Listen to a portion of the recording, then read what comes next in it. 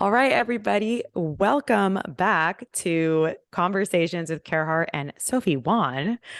We are astrologers, and I'm a numerologist, and we're here to talk about the new moon. It's a big one, a very big one, and it's going to be in the sign of Taurus at 28 degrees, I believe. Right, Well, for Sophie? Vedic, it's 4 degrees, but Western and Tomato, Vedic. tomato. Well, I'm also really excited about this new moon, which is happening May 19th.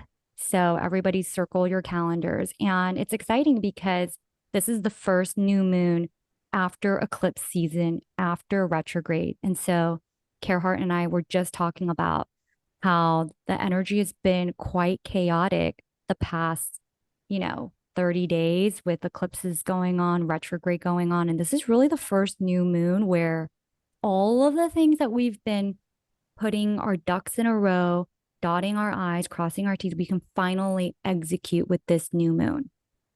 Mm. Yeah. And also, I just want to remind everyone that the last new moon we had was actually an eclipse.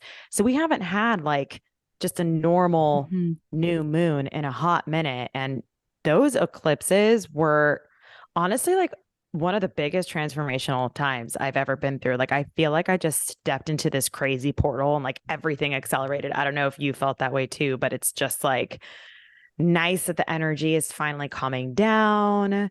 And Sophie and I were just chatting about this new moon before we even hit record. And you were telling me how it's actually in a really auspicious lunar mansion in the Vedic system, right? So can you talk more about that since you're a Vedic expert and that is Yeah. not my expertise? So, what was really exciting when I was researching this new moon is that it's in the sign of Taurus, which the moon is exalted in Taurus, and exalted as in there's extra auspicious kind of good It luck likes to energy. be there. It loves being there, it Yeah. thrives there.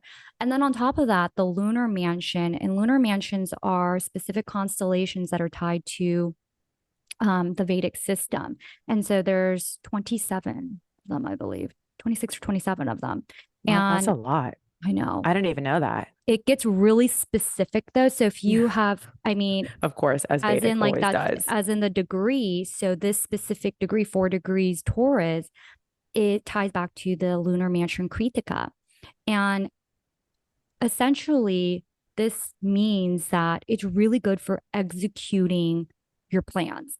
And kritika actually means the knife cutting, and which sounds a Mm. little Oh, I military. love that. It's like cord cutting, Yeah, cord cutting, cutting loose the bullshit, like cutting to the chase, cutting cutting all out. the discordant energy that's like Hmm. no longer needed. Yeah.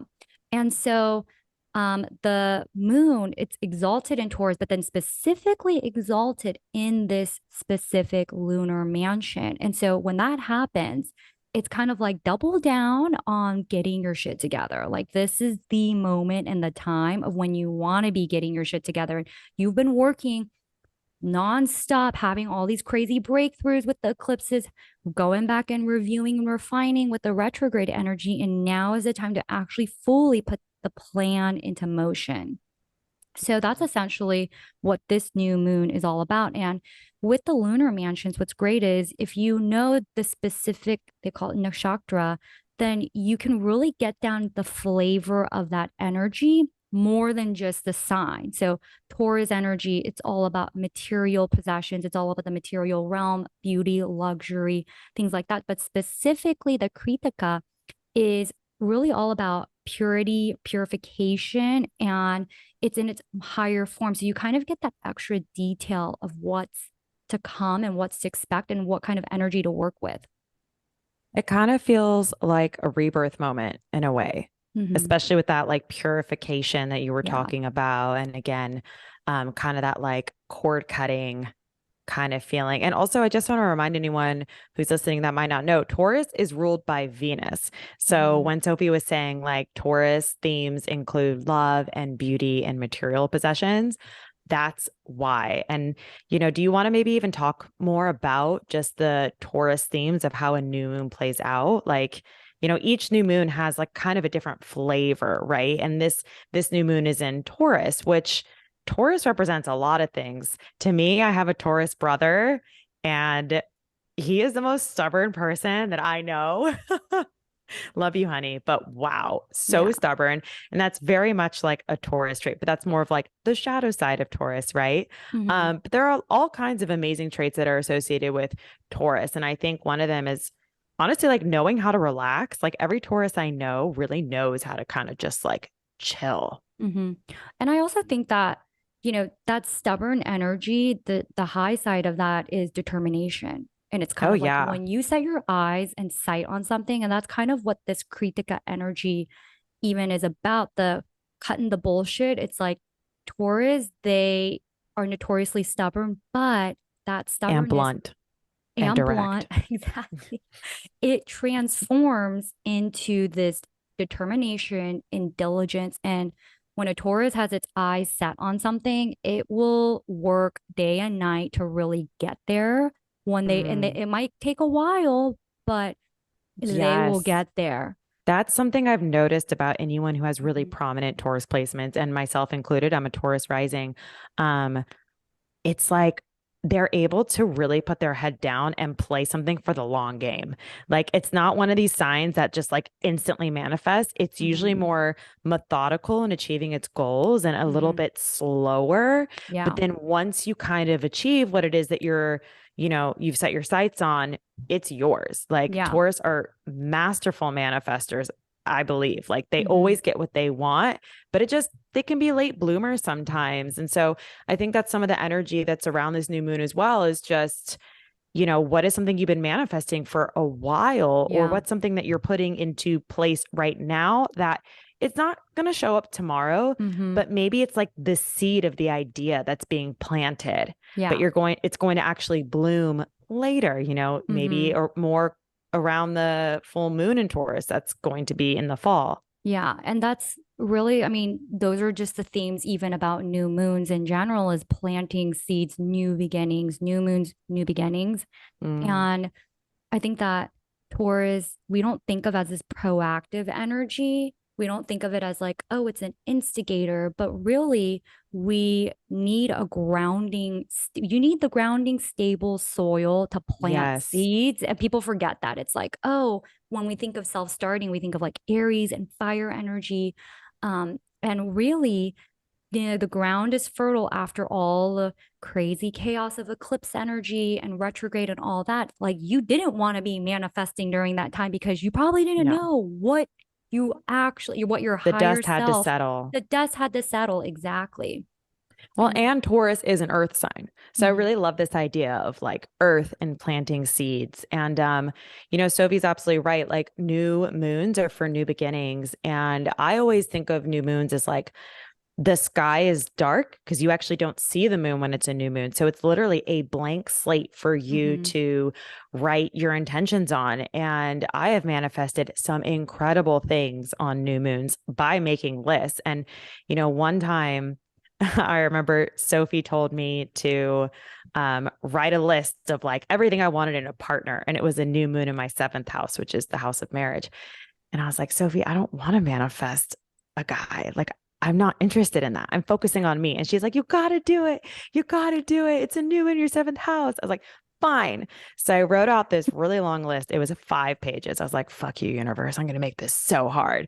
And I got so detailed. And then I put the list down. I went to the gym and I met my most recent partner. So ever since then, I believe in Mhm. manifesting on the new moon and making the list. And for anyone listening, this is also a reminder to you to check, where is this new moon transiting Mhm. in your chart? Like, where is Taurus in your chart? Because that is the area that's going to be lit up. And if anyone is confused and they don't know where to start, I do have a reel on my page that helps you find transits. So definitely check that out.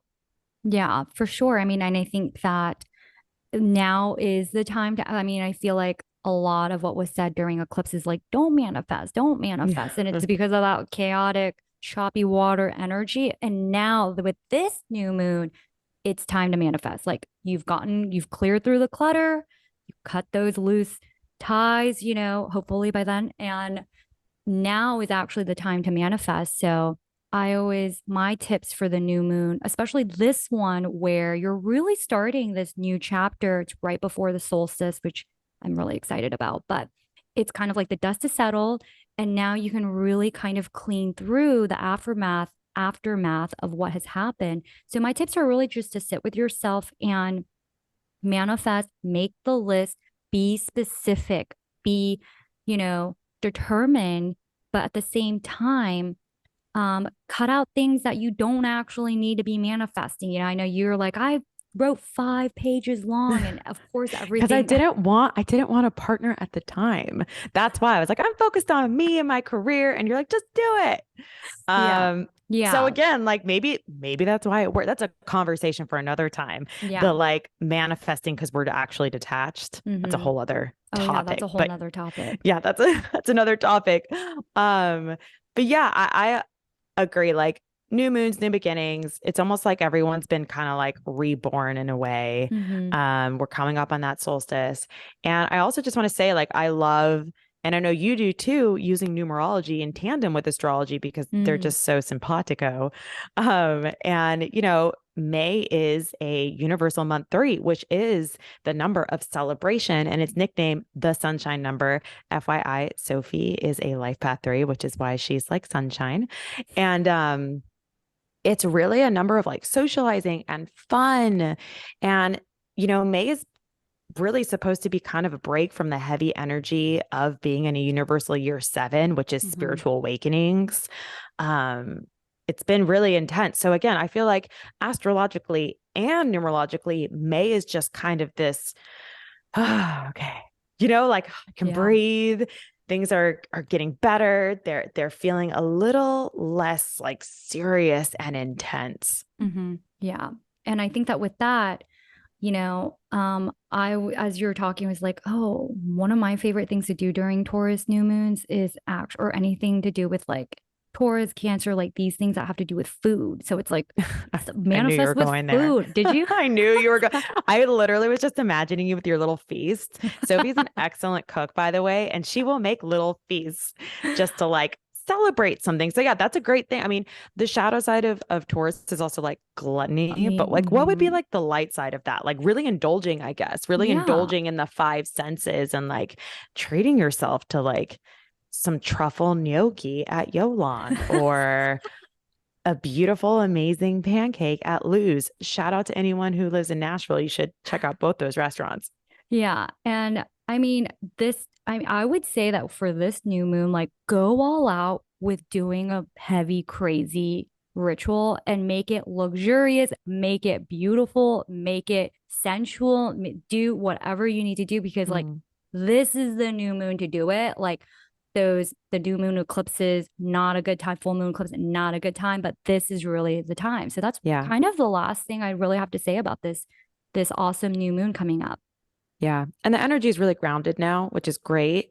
Um, I do also want to just add, since it is Taurus is Venusian, right? Ruled by Venus. This Mhm. is also a great time to manifest anything with money, I would Yes. say. So if you're going to participate in some sort of ritual or like Sophie said, go all out and treat yourself to a feast, maybe also like do some money manifesting too.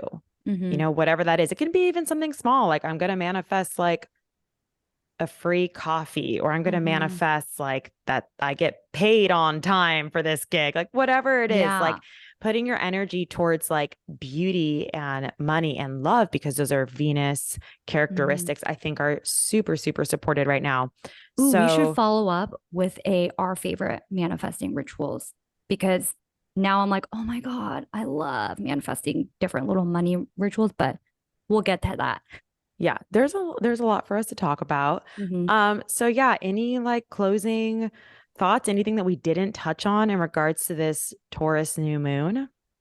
No, I think we covered kind of the most thing. The biggest takeaways is just celebrate yourself, get that list out, write it down, be diligent, and start planting those seeds. Yeah. I would say definitely celebrate yourself, like take a Hmm. nice bath, like schedule a facial or massage, eat a great meal. Again, like get in your body right now, because Hmm. Taurus is an earth sign and it loves to be in the body. It loves the 5 senses. And so, yeah, just indulge.